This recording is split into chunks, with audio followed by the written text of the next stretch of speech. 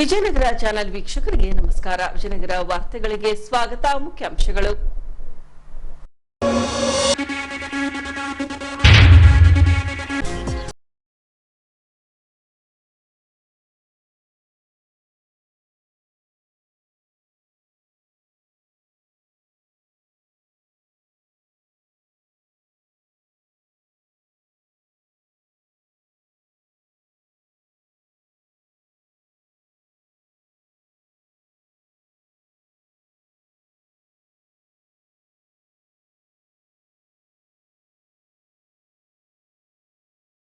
ಸಾವಿರಾರು ಭಕ್ತರು. ಈಗ ವಾರ್ತೆಗಳ ವಿವರ. ದಿನಾಂಕ 23ರಂದು ನಗರದ ಜೈಭೀಮ್ ವೃತ್ತದಲ್ಲಿ ಬುದ್ಧ ಜಯಂತಿಯನ್ನ ಹಮ್ಮಿಕೊಳ್ಳಲಾಗಿತ್ತು. ಇನ್ನು ಈಗಾಗಲೇ ಹೊಸಪೇಟೆ ನಗರದಲ್ಲಿ ಬುದ್ಧ ವಿಹಾರ ನಿರ್ಮಿಸಲು ಸ್ಥಳವನ್ನ ಗುರುತಿಸಿದ್ದು ಖರೀದಿಯ ಹಂತದಲ್ಲಿದೆ ಎಂದು ಸಂಘಟಕರು ತಿಳಿಸಿದ್ದಾರೆ.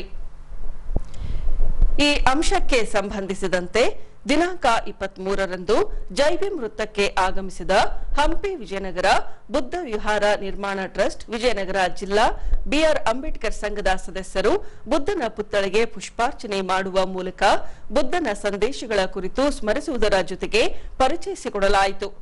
ನಾನು ಮಾತನಾಡುತ್ತಿರುವುದು 2568ನೇ ಇಸ್ವಿಯ ಸಂದರ್ಭ. ಈಗ ಕೇಳ್ತಿರೋದು 2023ನೇ ಇಸ್ವಿಯ ಸಂದರ್ಭ. ಎಷ್ಟು ವರ್ಷಗಳು, 2500 ವರ್ಷಗಳ ಹಿಂದೆಯೇ ಇವತ್ತಿನ ಸಮಸ್ಯೆಯನ್ನು ಅವತ್ತೇ ಮಾತನಾಡಿದ್ದು ಗೌತಮ ಬುದ್ಧರು.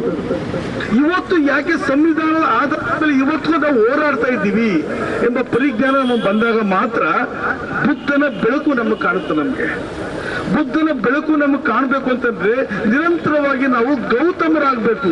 ಬುದ್ಧ ಮತ್ತು ಅಂಬೇಡ್ಕರ್ ಅಥವಾ ಬಸವ ಈ 3 ಜನರು ಇವತ್ತು ಬಾಯಿ ಉಳ್ಕೊಂಡ್ರೆ ಹೊರತು ದೇಹಕ್ಕೆ ಬರ್ತಾ ಇಲ್ಲ, ಮನಸ್ಸಿಗೆ ಬರ್ತಾ ಇಲ್ಲ, ಧ್ಯಾನಕ್ಕೆ ಬರ್ತಾ ಇಲ್ಲ. ಇವ್ರು ಯಾವಾಗ ಜ್ಞಾನದ ಒಳಗೆ ಬರ್ತಾರೋ ಆವಾಗ ನಾನು ಪ್ರಬುದ್ಧನಾಗ್ತೀನಿ, ನಾನು ಬುದ್ಧನಾಗ್ತೀನಿ. ಅಲ್ಲಿವರೆಗೂ ಖಂಡಿತವಾಗಿ ನಾನು ಬುದ್ಧನಾಗ ಸಾಧ್ಯ ಇಲ್ಲ. ಯಾಕಂದ್ರೆ ಆವತ್ತಿನ ಸಮಸ್ಯೆ ಇವತ್ತಿಗೂ ಇದೆ, ಇವತ್ತಿಗೂ ಹೋರಾಡ್ತಾ ಇದ್ದೀವಿ. ಬಟ್ ಯಾರ ಪರವಾಗಿ ಹೋರಾಡ್ತಾ ಇದ್ದೀನಿ, ಯಾರ ವಿರುದ್ಧ ಹೋರಾಡ್ತಾ ಇದ್ದೀನಿ ಪರಿಜ್ಞಾನ ಇಲ್ದೇನೆ ನಾನು ಎರಡೂ ಹೋರಾಟದ ದೋಣಿ ಇಟ್ಕೊಂಡು ಹೋಗ್ತಾ ಇದ್ದೀನಿ. ಜಾತಿಯ ಆಧಾರದ ಮೇಲೆ ಇಲ್ಲಿ ಒಡೆದಾಳದವರು ಇಲ್ಲಿ ಉಳ್ಕೋತಾ ಇದ್ದಾರೆ ಶಾಶ್ವತವಾಗಿ. ಯಾರಿಗಿದ್ ಕಾರಣ? ಯಾರು ಇದಕ್ಕೆ ಕಾರಣ? ಬುದ್ಧ ಕಾರಣನ, ಬಸವಣ್ಣ ಕಾರಣನ, ಅಂಬೇಡ್ಕರ್ ಕಾರಣನ? ಇಲ್ಲ, ಆ ಎಲ್ಲ 3 ವ್ಯಕ್ತಿಗಳನ್ನು ಕೇವಲ ಬಾಯಿ ಮಾತು ಮಾಡಿಕೊಂಡಿರುವಂತ ನಾವೇ ಕಾರಣ. ಕೇವಲ ಬಾಯಿ ಮಾತಿಗೆ ಮಾಡಿಕೊಂಡು ಕೇವಲ ಬೂಟಾಟಿಕೆ ಆಚರಣೆ ಮಾಡ್ತೀವಲ್ಲ, ನಾವೇ ಕಾರಣ. ಜಾತಿ ಅಂತ ಅಧೋಗತಿ ತಂದ್ಬಿಟ್ಟಿದೆ ನಮ್ಮನ್ನ. ಈ ಜಾತಿಯ ವಿರುದ್ಧವೇ 2500 ವರ್ಷಗಳಲ್ಲಿ ಬುದ್ಧ ಮಾತಾಡೋದು, 900 ವರ್ಷಗಳ ಹಿಂದೆ ಬಸವಣ್ಣ ಮಾತಾಡೋದು, 19ನೇ ಶತಮಾನದಲ್ಲಿ 20ನೇ ಶತಮಾನದಲ್ಲಿ ಅಂಬೇಡ್ಕರ್ ಮಾತಾಡೋದು, ಪ್ರಬಲವಾಗಿ ಮಾತಾಡೋದು, ಪ್ರಬಲವಾಗಿ ವಚನ ಬರೋದು, ಪ್ರಬಲವಾಗಿ ತ್ರಿಪಿಟಕಗಳು ಬರೋದು, ಪ್ರಬಲವಾಗಿ ಸಂವಿಧಾನ ಬರೋದು, ಇವೆಲ್ಲವೂ ಸಹ ಮೂಲೆ ಗುಂಪಾಗಿವೆ. ಇವೆಲ್ಲವೂ ಸಹ ಮೂಲೆ ಗುಂಪು ಮಾಡಲಾಗ್ತಾ ಇದೆ. ಯಾಕಂತಂದ್ರೆ ಇವನ್ನ ಆಳ್ವಿಕೆ ಮಾಡೋದಕ್ಕೆ ಬೌದ್ಧಿಕತೆ ಬೇಕು, ಇವನ್ನ ಹಾಳು ಮಾಡೋದಕ್ಕೆ ಅಬೌದ್ಧಿಕತೆ ಸಾಕು. ಈ ದೇಶ ಇನ್ನು ಅಬೌದ್ಧಿಕತೆಯ ರಾಷ್ಟ್ರವಾಗಿದೆ, ಇನ್ನು ಮೌಢ್ಯ ರಾಷ್ಟ್ರವಾಗಿದೆ, ಇನ್ನು ದೇವರ ದಾಸಿಗಳ ರಾಷ್ಟ್ರವಾಗಿದೆ. ದೇವದಾಸಿ ಅಂತ ಹೆಣ್ಮಕ್ಳು ಹೇಳ್ತೇವೆ, ನಾವೆಲ್ಲರೂ ದೇವದಾಸರೇ. ದೇವರು ದೇವರು ದೇವರು ಅನ್ಕೊಂಡು ಬೆಳಗ್ಗೆ ಎದ್ದು ದೇವ್ರ ಪೂಜೆ ಮಾಡ್ತೀವಲ್ಲ, ಅಲ್ಲಿ ದೇವರ ದಾಸ ನಾವೆಲ್ಲ. ಹಣದ ಹಿಂದೆ ಬಿದ್ದಿದ್ದೀವಿ, ಹಣ ನಮ್ಮನ್ನು ಹೇಳ್ಕೊಂಡು ಹೋಗ್ತಾ ಇದೆ. ಆದ್ರೆ ಬದುಕಿನಿಂದ ಬಿದ್ದಿಲ್ಲ ನಾವು.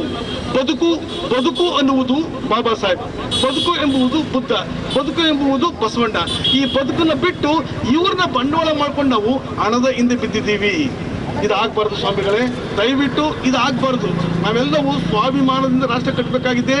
ದುಡಿದು ರಾಷ್ಟ್ರ ಕಟ್ತವ್ರು ನಾವು ದುಡಿಸ್ಕೊಂಡು ರಾಷ್ಟ್ರ ಕಟ್ತವ್ರಲ್ಲ.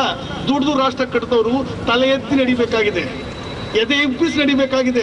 ಯಾಕಂದ್ರೆ ನಾನು ಯಾರಿಗೂ ಅನ್ಯಾಯ ಮಾಡಿಲ್ಲ, ಯಾರಿಗೂ ದ್ರೋಹ ಮಾಡಿಲ್ಲ. ಅದು ಇದ್ದಾಗ ನನಗೆ ನಾನು ಯಾಕೆ ತಲೆ ತೆಗ್ದು ನಡೀಲಿ? ನನ್ನ ಹತ್ರ ದುಡಿಸ್ಕೊಂಡು ಮಹಾನ್ ಕಟ್ಕೊಂಡವರು, ನನ್ನ ಹತ್ರ ದುಡಿಸ್ಕೊಂಡು ದೇವಾಲಯ ಕಟ್ಟಿಸ್ಕೊಂಡವರು, ನನ್ನ ಹತ್ರ ದುಡಿಸ್ಕೊಂಡು ಜಮೀನನ್ನ ಮುಷ್ಟಾನ ಉಂಡವರು ತಲೆ ತಗ್ಬೇಕು ಇವತ್ತಿಲ್ಲಿ. ಆದ್ರೆ ಅವ್ರು ತಲೆ ತಗ್ತಾ ಇಲ್ಲ. ಅವರ ಶ್ರೇಷ್ಠತೆಯ ಆಧಾರದ ಮೇಲೆ ಈ ನೆಲದ ಮೂಲ ನಿವಾಸಿಗಳಾಗಿ, ಈ ನೆಲದ ವಾರಸುದಾರರಾಗಿ, ಈ ನೆಲದ ಸಮಸ್ತವನ್ನು ಅನುಭವಿಸುವ ಹಕ್ಕುದಾರರಾಗಿ ನಾವು ಈ ಮೂಲಭೂತ ಹಕ್ಕನ್ನ ಪಡ್ಕೋಬೇಕು ಅಂತಂದ್ರೆ ನಾವು ಜಂಗಮರಾಗಬೇಕು. ಬುದ್ಧಿವಂತರಾಗಬೇಕು, ನಾಲೆಡ್ಜಬಲ್ ಪರ್ಸನ್ ಆಗಬೇಕು.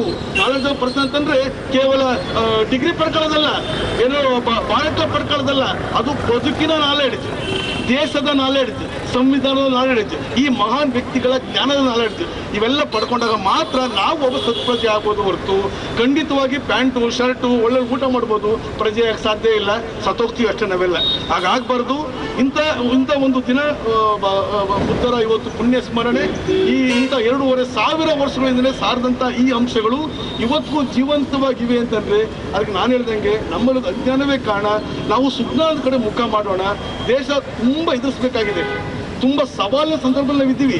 75 ವರ್ಷ ಪ್ರಜಾಪ್ರಭುತ್ವ ಭಾರತದಲ್ಲಿ ನಾವು ಭಯಂಕರವಾದಂಥ 2,500 ಮೀರಿಸಿ ಹಿಂದಕ್ಕೆ ಹೋಗ್ತಾ ಇದ್ದೀವಿ, ಮುಂದಕ್ಕೆ ಹೋಗ್ತಾ ಇಲ್ಲ. ಯಾಕಂದ್ರೆ ಮುಂದಕ್ಕೆ ಹೋಗ್ಬೇಕಾದ ಸಂವಿಧಾನ ತಟಸ್ಥವಾಗಿದೆ.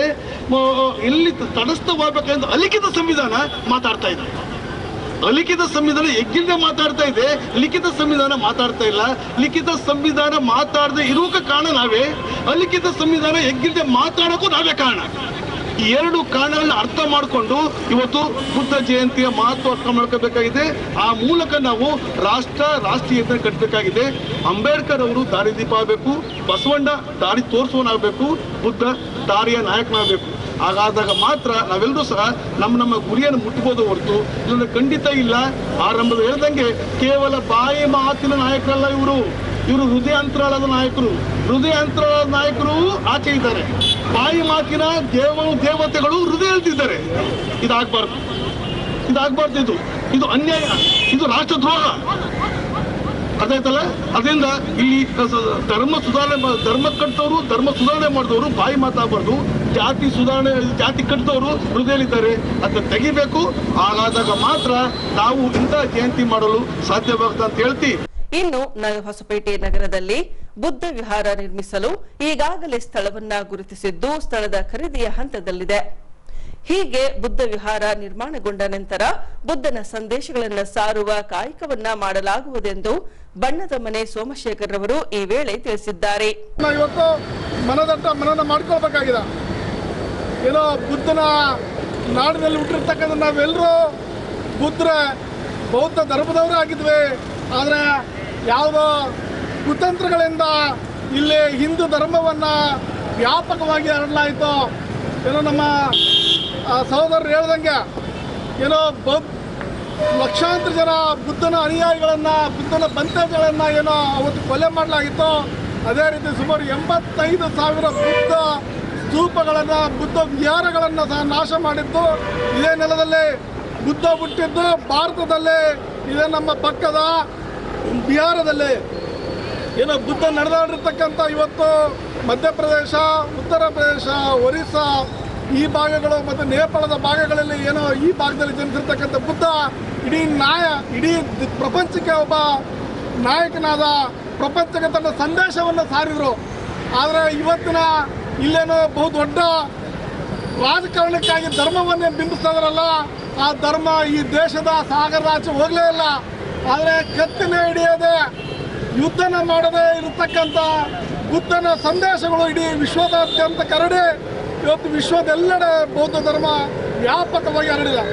ಆದರೆ ಇಲ್ಲಿ 3,300 ಕೋಟಿ ದೇವತೆಗಳಿದ್ದರೂ ಸಹ ಸಮುದ್ರದಾಚೆಗೆ ಹೋಗಲೇ ಇಲ್ಲವು.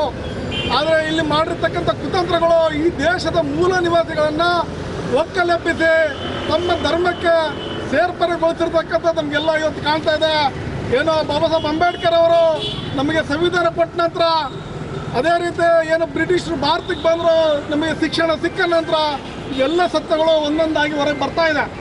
ಇಂಥ ಸಂದರ್ಭದಲ್ಲಿ ನಾವು ಸಹ ಈ ಭಾಗದಲ್ಲೇ ಒಂದು ಬುದ್ಧ ವಿಹಾರವನ್ನು ಕಟ್ಟಬೇಕು, ಬುದ್ಧನ ಸಂದೇಶವನ್ನು ಸಾರಬೇಕು ಅಂತೇಳಿ ನಾವು ಈಗಾಗಲೇ ಒಂದು ಜಮೀನನ್ನು ಗುರುತು ಮಾಡಿ ಅದು ಖರೀದಿಗೆ ಈಗಾಗಲೇ ತಯಾರಿ ನಡೆಸಿದ್ದೇವೆ. ಇಂಥ ಸಂದರ್ಭದಲ್ಲೇ ಈ ನಾಡಿನ ಮತ್ತು ಈ ಭಾಗದ ನನ್ನ ದಲಿತ ಬಂಧುಗಳು, ಪ್ರಗತಿಪರರು, ವಿಚಾರವಂತರು ಎಲ್ಲರೂ ಸಹ ನಮ್ಮೊಟ್ಟಿಗೆ ಇರಬೇಕು ಅಂತೇಳಿ ಬಯಸಿ ಈ ಒಂದು ಕಾರ್ಯಕ್ರಮಕ್ಕೆ ಬಂದಿರತಕ್ಕಂಥ ಎಲ್ಲ ನನ್ನ ಸ್ನೇಹಿತರಿಗೂ ಮತ್ತು ಹಿರಿಯರಿಗೂ ಮತ್ತು ನನ್ನ ಕಿರಿಯರಿಗೂ ಮತ್ತು ಮಾಧ್ಯಮ ಸ್ನೇಹಿತರಿಗೂ ಹೊಂದಿ ಈ ಒಂದು ಕಾರ್ಯಕ್ರಮವನ್ನು ಇಲ್ಲಿ ಮುಕ್ತಾಯಗೊಳಿಸಿದ್ದೇವೆ. ಎಲ್ರಿಗೂ ಜೈ ಭೀಮ್. ಇತ್ತೀಚೆಗೆ ಜಿಲ್ಲೆಯಲ್ಲಿ ಮಳೆ ಸಮೇತ ಭಾರಿ ಬಿರುಗಾಳಿಗೆ ಕಟಾವ್ಗೆ ಬಂದಿದ್ದ ಬಾಳೆ ನೆಲಕಚ್ಚಿದೆ. ಇದರಿಂದ ಬಾಳೆ ಬೆಳೆದ ರೈತರು ಸಂಕಷ್ಟಕ್ಕೆ ಸಿಲುಕಿದ್ದಾರೆ. ಹಾಗಾಗಿ ಪ್ರತಿ ಎಕರೆಗೆ ಕನಿಷ್ಠ 80,000 ರೂಪಾಯಿ ಪರಿಹಾರಧನ ನೀಡಬೇಕೆಂದು ರೈತ ಸಂಘಟಕರು ರಾಜ್ಯ ಸರ್ಕಾರಕ್ಕೆ ಆಗ್ರಹಿಸಿದ್ದಾರೆ. ಈ ಅಂಶಕ್ಕೆ ಸಂಬಂಧಿಸಿದಂತೆ ಕರ್ನಾಟಕ ರಾಜ್ಯ ರೈತ ಸಂಘ ಹಾಗೂ ಹಸಿರು ಸೇನೆ ವಿಜಯನಗರ ಜಿಲ್ಲಾ ಘಟಕದಿಂದ ಸುದ್ದಿಗೋಷ್ಠಿಯನ್ನ ಕೈಗೊಳ್ಳಲಾಗಿತ್ತು. ಭಾರೀ ಮಳೆ ಹಾಗೂ ಬಿರುಗಾಳಿಯಿಂದಾಗಿ 2,500 ಎಕರೆಯಲ್ಲಿ ಬೆಳೆದಿದ್ದ ಬಾಳೆ ಬೆಳೆ ಕನಿಷ್ಠ %65% ನಷ್ಟವಾಗಿದೆ. ಆದರೆ ಸರ್ಕಾರದಿಂದ ಕೇವಲ 125 ಎಕರೆ ಪ್ರದೇಶವನ್ನ ಗುರುತಿಸಲಾಗಿದೆ. ಹಾಗಾಗಿ ವೈಜ್ಞಾನಿಕವಾಗಿ ಸರ್ವೆ ಮಾಡಿ ಪ್ರತಿ ಎಕರೆಗೆ ಕನಿಷ್ಠ 80,000 ರೂಪಾಯಿ ಪರಿಹಾರಧನ ನೀಡಬೇಕು ಹಾಗೂ ರೈತರ ಸಂಪೂರ್ಣ ಬೆಲೆ ಸಾಲವನ್ನ ಮನ್ನಾ ಮಾಡಬೇಕೆಂದು ರಾಜ್ಯ ಸರ್ಕಾರಕ್ಕೆ ಆಗ್ರಹಿಸಿದ್ದಾರೆ.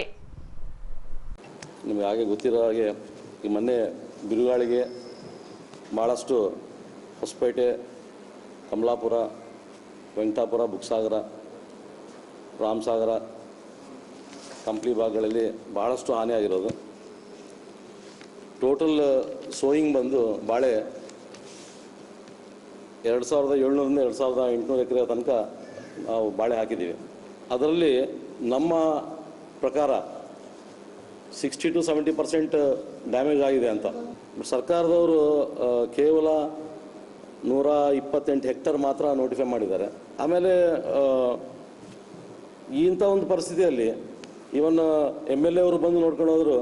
ಅವರು ಅವತ್ತು ಕೊಟ್ಟಿರೋಂಥ ಮಾತು ಪ್ರಕಾರ 30% ಲಾಸ್ ಆದರೂ ನಾವು ಕನ್ಸಿಡರ್ ಮಾಡ್ತೀವಿ ಅಂತ ಹೇಳಿದರು. ಬಟ್ ಇಲ್ಲಿ ಮಾತ್ರ ಅವರು ಸರ್ಕಾರದವರು ಮಾತ್ರ ಅದನ್ನು ತೊಗೊಂಡಿಲ್ಲ, ಕನ್ಸಿಡರ್ ಮಾಡಿಲ್ಲ.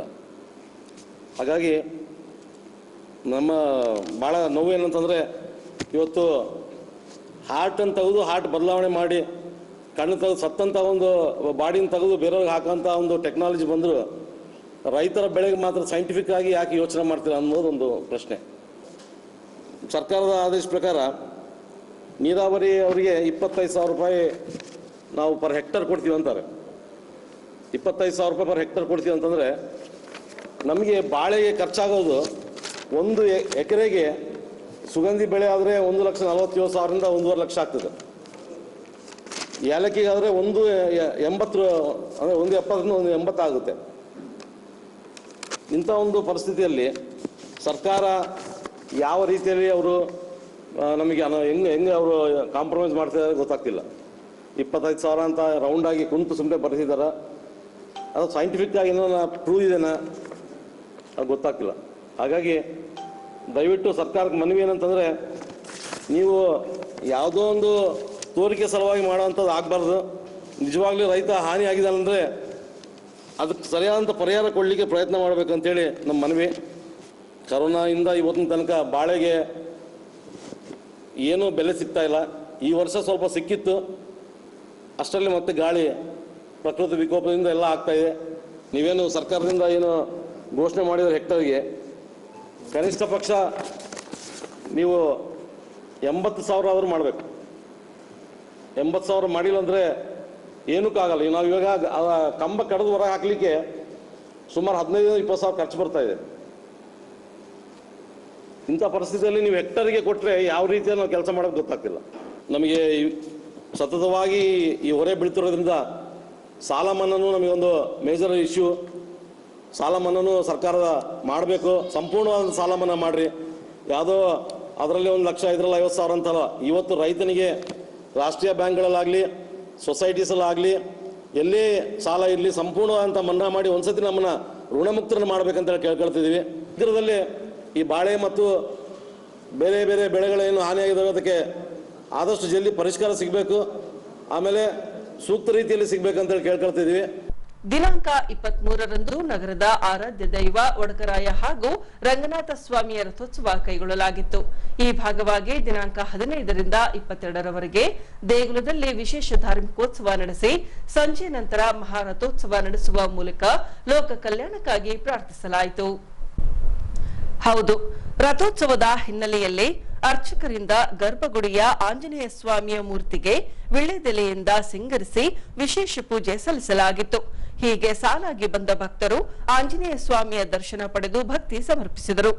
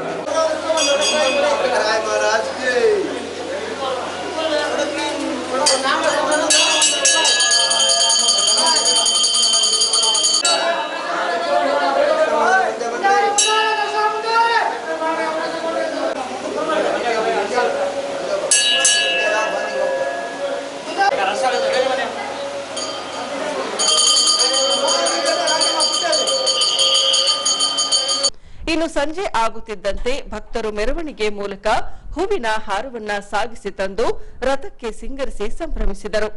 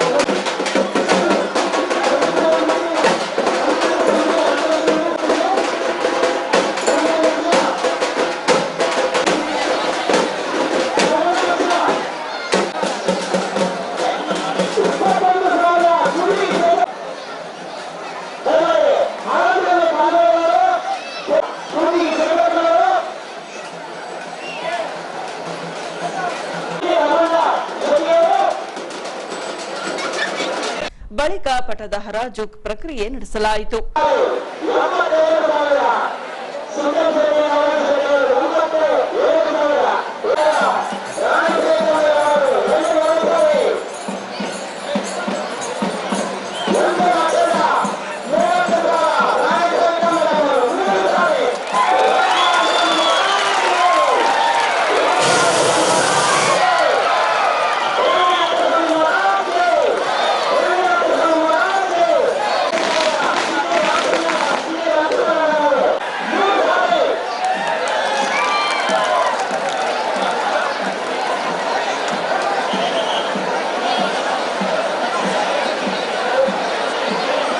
ನಂತರ ರಥೋತ್ಸವಕ್ಕೆ ಚಾಲನೆ ನೀಡಲಾಗಿ ನೆರೆದ ಸಾವಿರಾರು ಭಕ್ತರು ಮುಖ್ಯ ಬೀದಿಯಲ್ಲಿ ರಥವನ್ನ ಎಳೆದರು.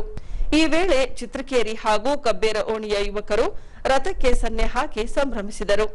ಹೀಗೆ ಪಾದಗಟ್ಟೆ ಆಂಜನೇಯ ಸ್ವಾಮಿ ದೇಗುಲದವರೆಗೆ ರಥವನ್ನ ಎಳೆದು ಮರಳಿ ಮೂಲ ಸ್ಥಳಕ್ಕೆ ಸಾಗಿಸಿ ಲೋಕ ಕಲ್ಯಾಣಕ್ಕಾಗಿ ಪ್ರಾರ್ಥಿಸಿದರು.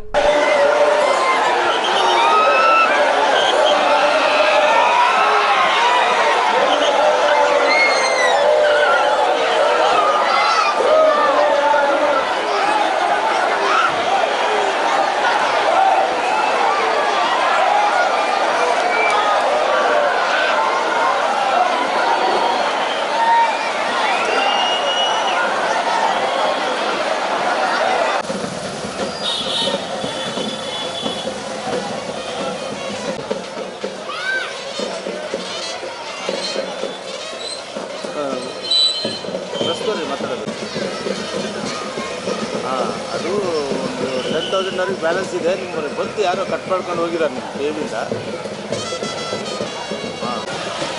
ಹಿಂಗೆ ಬರ್ತದೆ ಅಂದರೆ ನಮ್ಮದು ಬ್ಯಾಲೆನ್ಸ್ ಇದೆ, ಪೇ ಮಾಡಿಲ್ಲ. ನಿಮ್ಮವ್ರು ಬಂದು ಡಿಸ್ಕನೆಕ್ಟ್ ಮಾಡಿದ್ದಾರೆ. ಒಂದು ಸ್ವಲ್ಪ 2 ಡೇಸಲ್ಲಿ ಮಾಡ್ತೀನಿ ಅಂತ ಮಾಡ್ತೀನಿ ಮಾಡಿ ಈಗ ನನಗೆ ಸ್ವಲ್ಪ ನೀವು ನೋಡೋದಲ್ಲ ಅಲ್ಲಿ ಬ್ಯಾಲೆನ್ಸ್ ಕರೆಂಟ್ ಬಿಲ್ ಏನಾದ್ರು ಆಯ್ತು ಅಂದ್ರೆ ಮತ್ತೆ ಅಡ್ವರ್ಟೈಸ್ ಬರ್ತೀನಿ ನೋಡೋದು ಕಾಣೋದಿಲ್ಲ ನಿಮ್ಗೆ.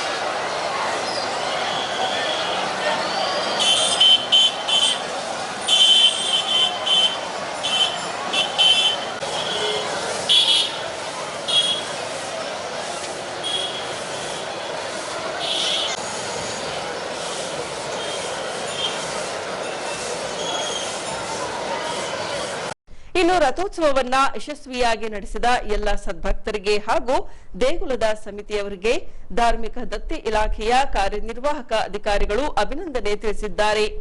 ವಿಜಯನಗರ ಜಿಲ್ಲೆಯ ಹೊಸಪೇಟೆ ನಗರದ ಪ್ರಸಿದ್ಧ ದೇವಸ್ಥಾನವಾದ ಶ್ರೀ ಒಡಕರಾಯ ಸ್ವಾಮಿ ರಂಗನಾಥ ಸ್ವಾಮಿಯ 2024ನೇ ಸಾಲಿನ ರಥೋತ್ಸವ ಯಶಸ್ವಿಯಾಗಿದ್ದು, ಈ ರಥೋತ್ಸವ ಸಮಯದಲ್ಲಿ ಧ್ವಜ ಹರಾಜು ಹಾಕಲಾಗಿರುತ್ತದೆ. ಈ ಹರಾಜು ಸಮಯದಲ್ಲಿ ರಾಣಿ ಸಂಯುಕ್ತ ಮೇಡಮ್ ಅವರು 1,30,000 ರೂಪಾಯಿಗೆ ಶ್ರೀ ಒಡಕರಾಯ ಸ್ವಾಮಿಯ ಧ್ವಜವನ್ನು ಹರಾಜಿನಲ್ಲಿ ಪಡೆದಿರುತ್ತಾರೆ.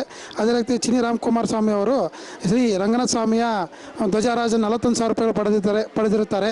ಹಾಗೂ ರಥೋತ್ಸವ ಸಮಯದಲ್ಲಿ ಈ ವರ್ಷ ತುಂಬ ಅಚ್ಚುಕಟ್ಟಾಗಿ ನಿಧಾನವಾಗಿ ಯಶಸ್ವಿಯಾಗಿ ನಿರ್ವಹಿಸಲಾಗಿರುತ್ತದೆ. ಈ ನಿರ್ವಹಣೆಗೆ ಸಹಕಾರ ನೀಡಿರುವಂಥ ಪೊಲೀಸ್ ಸಿಬ್ಬಂದಿಗೆ ಮತ್ತು ವಿವಿಧ ಇಲಾಖೆಗಳಿಗೆ ಹಾಗೂ ನಮ್ಮ ಬಾಬುದಾರರಿಗೆ ಮತ್ತು ನಮ್ಮ ದೇವಸ್ಥಾನದ ಭಕ್ತ ಮಂಡಳಿಗೆ ಮತ್ತು ನಮ್ಮ ಒಡಕರಾಯ ಸಮಾಜ ಸುತ್ತ ದೇವಸ್ಥಾನ ಸುತ್ತ ಸಮಾಜದವರಿಗೂ ಹಾಗೂ ನಮ್ಮ ದೇವಸ್ಥಾನ ಬಾಬುದಾರರಂಥ 2 ಕೇರಿಯವರಿಗೂ ಸಹ ಹೃತ್ಪೂರ್ವಕ ಧನ್ಯವಾದಗಳು ಮತ್ತು ಅಭಿನಂದನೆಗಳು ಸಲ್ಲಿಸ್ತೀನಿ. ಈಗ ಪೊಲೀಸ್ ಪ್ರಕಟಣೆ. ಎಷ್ಟೇ ಹಳೆಯ ಬಂಗಾರವಿರಲಿ, ಪಾಲಿಶ್ ಮಾಡಿದ ಮೇಲೆ ಹೊಸದೇ ರೀತಿಯಲ್ಲಿ ಕಾಣ್ತದೆ ತಾಯಿ ನೋಡಿ.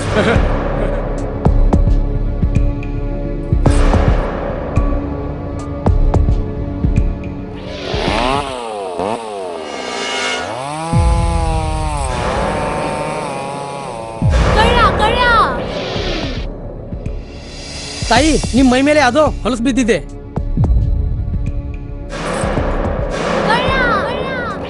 ಇಲ್ಲಿ ತಾಯಿ, ನಾನು ಪೊಲೀಸ್. ಅಲ್ಲಿ ಮುಂದೆ ದಾರಿಲಿ ದೊಡ್ಡ ಗಲಾಟೆ ಆಗಿದೆ. ಮತ್ ನೀವು ಇಷ್ಟೆಲ್ಲ ಒಡವೆ ಹಾಕೊಂಡು ತಿರುಗಾಡ್ತಾ ಇದ್ದೀರಾ. ಈ ಒಡವೆಗಳನ್ನ ಈ ವಸ್ತ್ರದಲ್ಲಿ ಕಟ್ಟಿ ಪರ್ಸ್ನಲ್ಲಿ ಇಡಿ. ಹಾಕಿ ಪರ್ಸ್ನಲ್ಲಿ ಇಡೋಣ.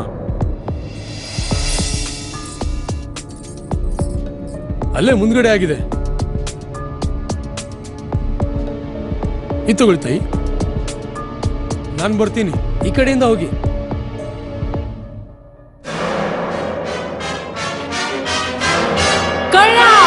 ಇಂತಹ ಮೋಸದ ಸಂಗತಿ ನಿಮಗೂ ನಡೆಯಬಹುದು. ತಮ್ಮ ಬೆಲೆ ಬಾಳುವ ಒಡವೆ ಆಭರಣ ವಸ್ತುಗಳನ್ನು ಎಚ್ಚರಿಕೆಯಿಂದ ಕಾಪಾಡಿ. ಯಾವುದೇ ಮಾತುಗಳಿಗೆ ಮರುಳಾಗಬೇಡಿ. ಸಂಶಯಾಸ್ಪದ ರೀತಿಯಲ್ಲಿ ಯಾರಾದರೂ ಕಂಡು ಬಂದರೆ ಸಮೀಪದ ಪೊಲೀಸ್ ಠಾಣೆಯನ್ನು ಸಂಪರ್ಕಿಸಿರಿ. ಈಗ ಕೊನೆಯಲ್ಲಿ ಮತ್ತೊಮ್ಮೆ ವಾರ್ತೆಗಳ ಮುಖ್ಯಾಂಶಗಳು.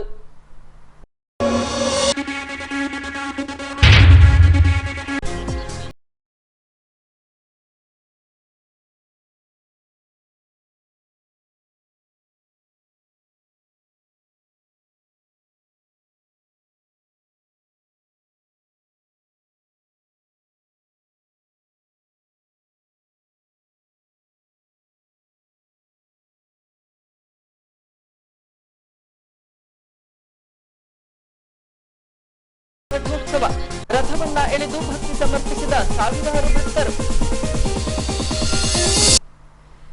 ಇಲ್ಲಿಗೆ ವಾರ್ತಾ ಪ್ರಸಾರ ಮುಕ್ತಾಯವಾಯಿತು. ವಂದನೆಗಳೊಂದಿಗೆ ನಯನ ಉಮೇಶ್.